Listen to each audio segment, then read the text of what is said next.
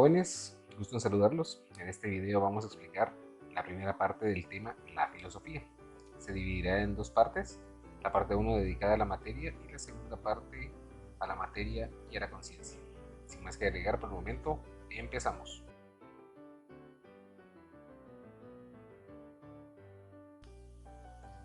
La materia, el mundo existe objetivamente fuera de la conciencia del hombre, pero hay unos personajes llamados idealistas objetivos que afirman el hecho anterior.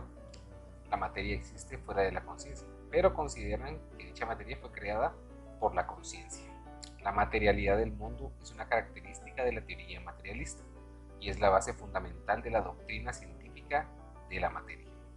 En resumidas cuentas, todo lo que nos rodea es materia: el sol, la luna, las flores, las estrellas, el coronavirus, todo es materia y cada una cuenta con sus características. Por ejemplo, los perros, hay millones de ellos: pitbull, salchicha, rottweiler, chihuahua, etc.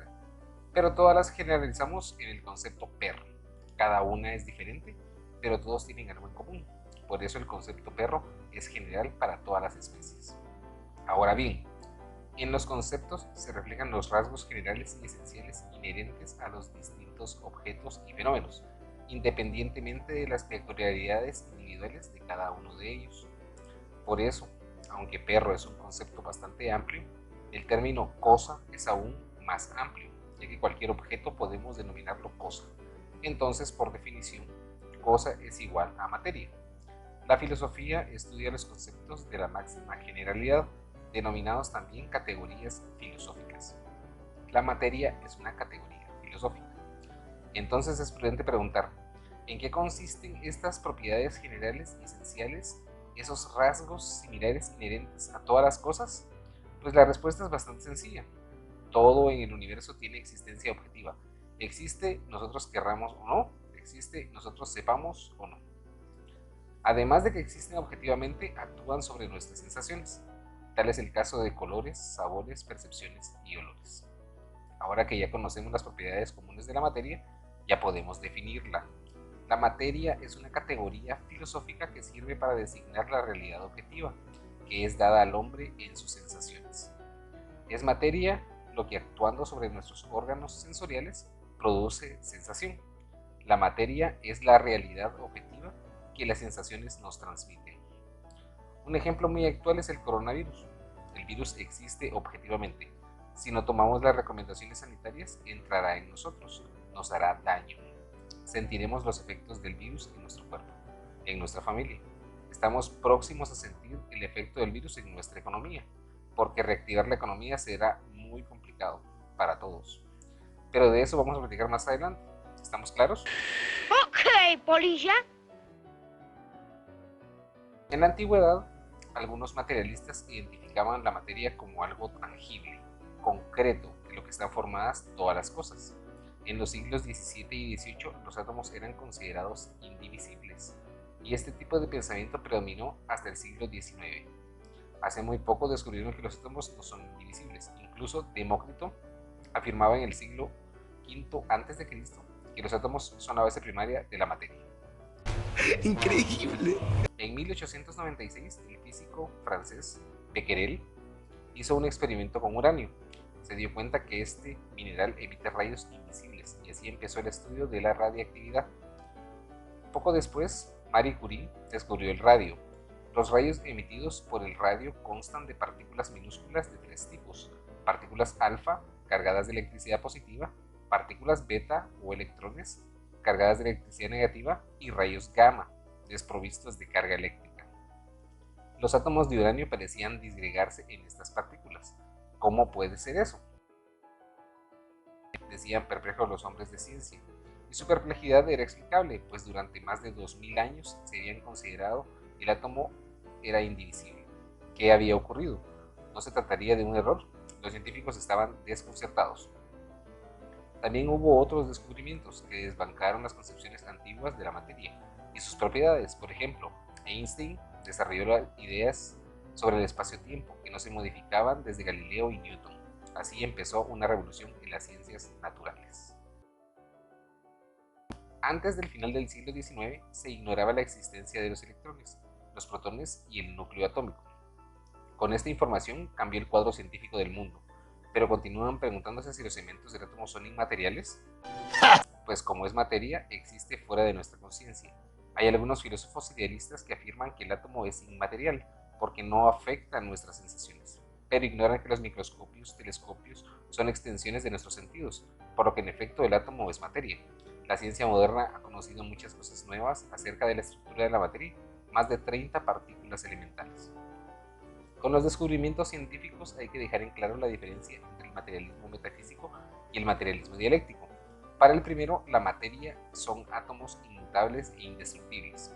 El segundo, en cambio, arranca que la materia no puede ser reducida al ladrillo último, el átomo, ni en general a ninguna propiedad eterna. La materia no tiene una sola propiedad, sino una multitud infinita de ellas. Las propiedades de los objetos que existen en el mundo son tan variadas como los objetos mismos. Así lo han confirmado precisamente los descubrimientos científicos. Se demostró, además, que no se puede confundir la doctrina sobre la estructura de la materia con la definición filosófica de la materia como realidad objetiva. Los descubrimientos científicos resuelven el problema de cuál es la estructura de la materia, de si está compuesta de átomos, electrones o existen aún otras partículas. La filosofía resuelve otro problema: si existe el mundo y por tanto si existen esas partículas de manera objetiva fuera de la conciencia del hombre. La ciencia ha establecido firmemente que en la naturaleza nada surge de la nada, ni desaparece sin dejar huella. De ahí surge una sola deducción, que es precisamente la que hace el materialismo. La materia no ha surgido nunca, ha existido siempre y existirá siempre. Esta es la tesis de la eternidad de la materia, pero los estudiosos de la filosofía materialista cuestionan cómo es posible que haya existido siempre, quién la creó, y la ciencia indica algo simple: ha existido siempre, es eterna. Como prueba de lo anterior, examinaremos la ley de la conservación de la masa o la materia. Por ejemplo, si tengo este papel y lo peso antes de prenderlo en llamas, va a tener peso, pero si lo quemo y luego pesamos sus cenizas, esto probablemente va a ser en un ambiente cerrado donde no haya aire, las cenizas van a pesar exactamente lo mismo que pesaba el papel, porque también están involucrados los gases que están en el ambiente. Lomonosov llegó a la conclusión que la naturaleza no puede ser destruida ni aumentada, ni siquiera la más minúscula partícula de polvo, y ningún cuerpo o elemento puede desaparecer ni surgir nuevamente de la nada. A esto se le conoce como ley de la conservación de la materia. Algunos idealistas admiten que la materia ha existido siempre, estaba inmóvil y de pronto empezó su movimiento. ¿Cómo hizo eso? ¿Por qué empezó a moverse? Debe existir una fuerza externa que la puso en movimiento, pero realmente la materia necesita un impulso exterior. Veamos. El movimiento es el cambio de lugar, el desplazamiento de un lugar a otro. Por ejemplo, una piedra no cambia su situación hasta que alguien la arroja, pero en la piedra en reposo hay átomos, las moléculas, los electrones y los protones que se están moviendo, aunque la piedra no.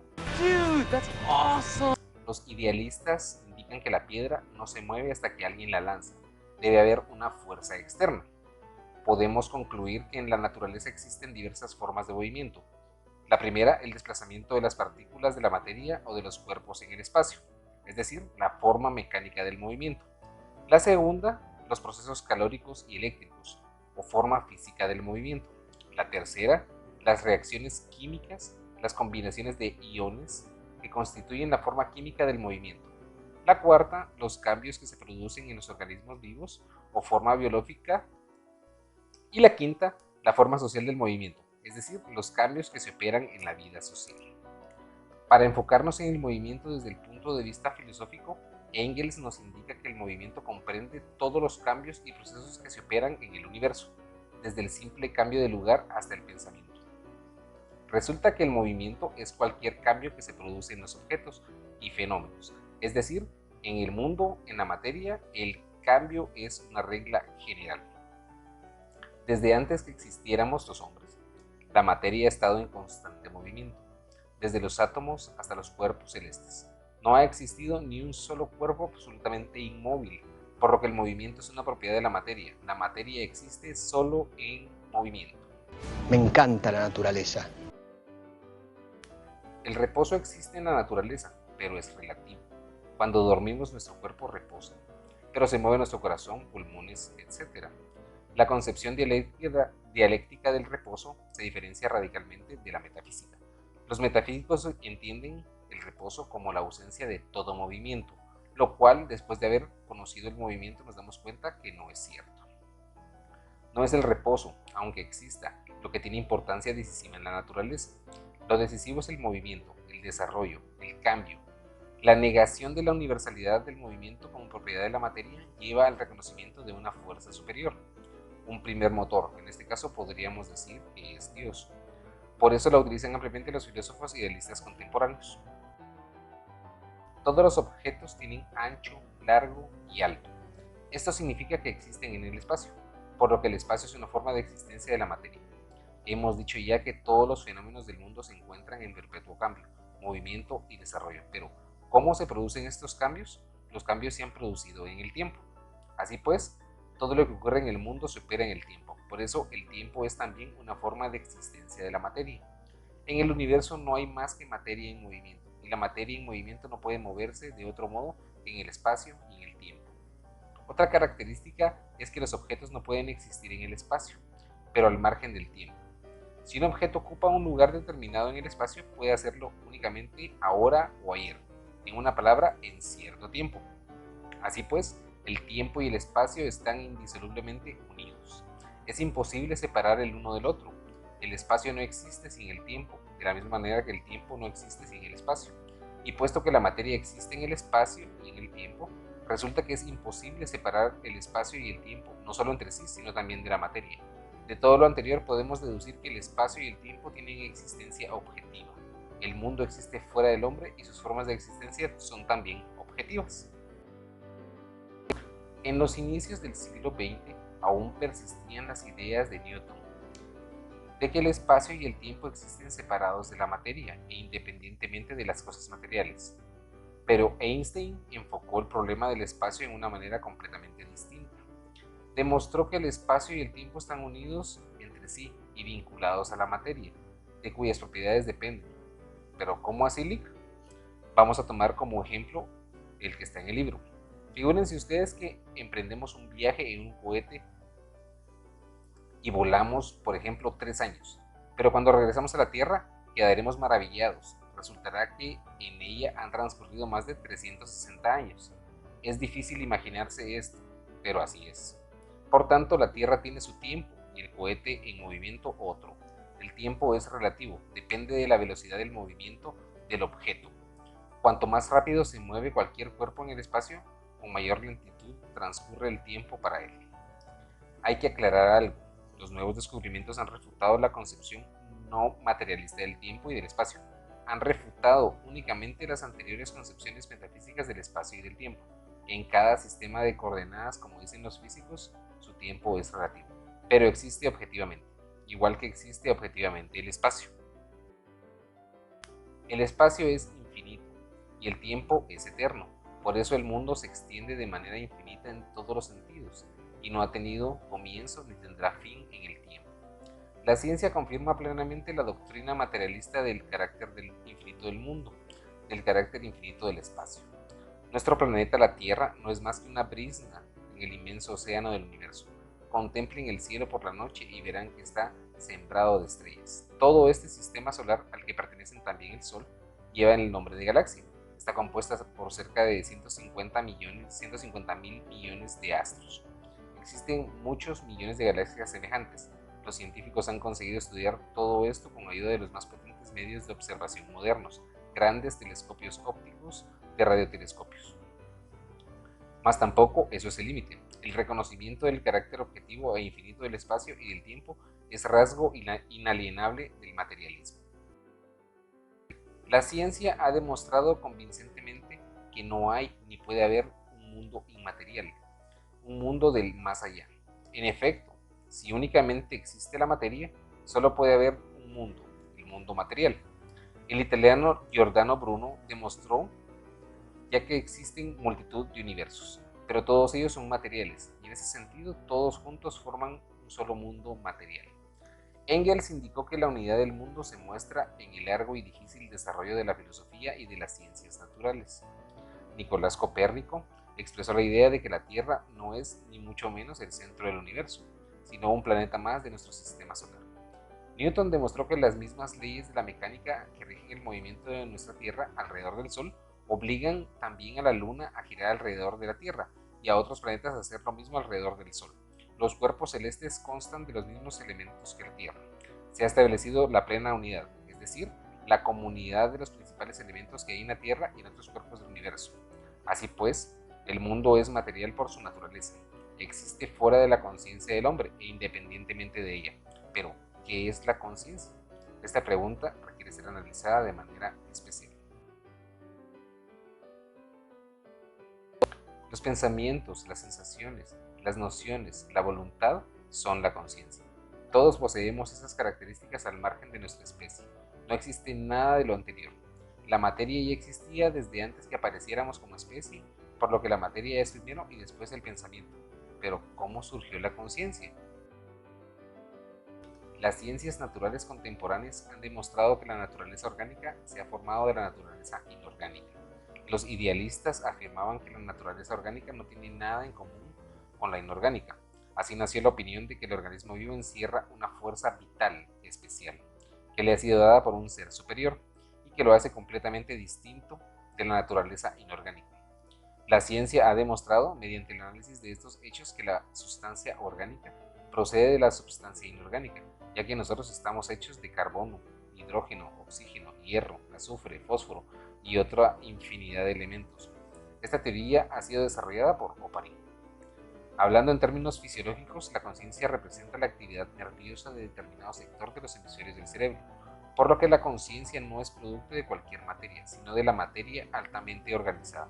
Es producto de la actividad del cerebro. La conciencia es una función del cerebro. No puede existir sin el cerebro. Es su portador material. En la cabeza existen conceptos acerca de los objetos y fenómenos con los que nos encontramos en el mundo. Cada pensamiento está compuesto de estos conceptos. Por ejemplo, el petróleo es negro. Tenemos dos conceptos que salen efectivamente de la realidad objetiva. Los objetos existen objetivamente y nos sirven de base para formarnos los conceptos que tenemos de ellos. Los conceptos, por tanto, son secundarios. Primero la realidad y luego el reflejo, el pensamiento sobre ella. El pensamiento es una copia, un reflejo, una fotografía de la realidad. En él se produce, se representa, se fotografía la realidad. Existen materialistas que admiten el carácter secundario de la conciencia, pero no pueden explicar correctamente su esencia auténtica. Según ellos, el pensamiento es una secreción del cerebro. Los filósofos que entienden así el pensamiento se llaman materialistas vulgares. Se les ha dado esta denominación porque su noción del pensamiento es tosca, vulgar y simplista. Algunos filósofos burgueses afirman haber determinado que el alma pesa 30 gramos. That's crazy. Crazy. El error de los materialistas vulgares consiste en identificar la conciencia con la materia. La conciencia no es material, sino una copia, una imagen de la realidad. Sin embargo, el cerebro no refleja ni fotografía la realidad como una cámara fotográfica corriente. La realidad se transforma de la correspondiente materia en la cabeza del hombre, en el sentido de que esta última no se encuentra en las cosas mismas, los objetos mismos, sino su imagen ideal. Lo ideal no es más que lo material traducido y traspuesto a la cabeza del hombre. La conciencia del hombre es una propiedad de la materia altamente organizada. Es la propiedad del cerebro que refleja la realidad material. El pensamiento tampoco puede ser confundido con los procesos que tienen lugar en el cerebro. Dichos procesos son la base material del pensamiento, pero este último es un fenómeno más complejo porque los procesos fisiológicos que se operan en el cerebro, la conciencia, el pensamiento, es una forma superior del movimiento de la materia. Desde la infancia, la conciencia del hombre se forma sobre la base de las palabras, del lenguaje, ya que con su ayuda expresan nuestros pensamientos. En este proceso surge paso a paso algo que es propio solo del hombre, el pensamiento, que se vincula estrechamente al lenguaje. Es imposible separar la conciencia del hombre, el pensamiento, de su lenguaje. Se establece pues la unidad indestructible orgánica del lenguaje y el pensamiento. Engels destacaba que la aparición del lenguaje articulado lado, contribuyó a que el cerebro del mono se transformase gradualmente en cerebro humano. No basta, por lo visto, con que el hombre tenga un cerebro de pleno valor desde el punto de vista biológico para que pueda poseer conciencia humana. Hace falta, además, que viva en la sociedad, en la colectividad. Fuera de la colectividad no hay tampoco pensamiento humano. Este aparece como resultado de la vida de los seres humanos en sociedad. El pensamiento solo puede surgir de una parte, cuando el hombre refleja la naturaleza, y de otra cuando entabla determinadas relaciones con los otros hombres, en la actividad laboral, en la producción. El trabajo creó al hombre. Creó la sociedad humana. Precisamente en el trabajo, en la actividad productiva, se desarrolló el cerebro del hombre, su conciencia. La conciencia es, desde el comienzo mismo, un producto social y seguirá siéndolo mientras exista el género humano. La conciencia es producto de la vida del hombre en la sociedad. Es un fenómeno social. Esto ya lo hemos platicado en clases anteriores, por lo que no vamos a ahondar mucho en el tema. Pudiste haber sido más sutil. Los sueños y la fantasía son también un reflejo de la realidad y solo surgen sobre la base de la realidad, porque la existencia de la fantasía puede crearse la impresión de que el pensamiento surge independientemente de la realidad circundante. Ahí está la fuente del idealismo. Se crea el terreno para llegar a la conclusión idealista de que el pensamiento puede surgir al margen de la realidad e incluso a pesar de ella. El materialismo, lejos de negar el sueño y la fantasía, por el contrario, los explica científicamente. El materialismo reconoce el carácter secundario de la conciencia, pero no niega el importante papel que ésta desempeña en la vida del hombre. La existencia de los sueños y de la fantasía sana nos convence por sí mismos de que la conciencia no percibe pasivamente el mundo, influye activamente sobre él y señala el camino para transformarlo. La conciencia, al mismo tiempo que refleja la realidad, es una guía para transformarla. ¿Por qué el cerebro del hombre es infinitamente superior a cualquier máquina? Porque es producto de las relaciones sociales. El pensamiento, como hemos visto, tiene también carácter social. El funcionamiento del cerebro es tan complicado como estas relaciones sociales. Ningún cerebro electrónico puede reconstruir el mundo espiritual interno del hombre, su carácter activo, el vuelo de su fantasía, sus sueños, la aptitud de tensar la voluntad, el complejo mundo del arte. Aunque efectúen un trabajo complejísimo como pilotar aviones, conducir trenes y hasta jugar ajedrez, no podrán igualar el cerebro del hombre. Bueno, nos vamos. Hasta acá llega la primera clase. Recuerden que en nuestra plataforma de Edmodo ya se encuentra cargada la evaluación de este video, la cual tiene una ponderación para que le realicen y continuemos aprendiendo. Hasta la próxima semana.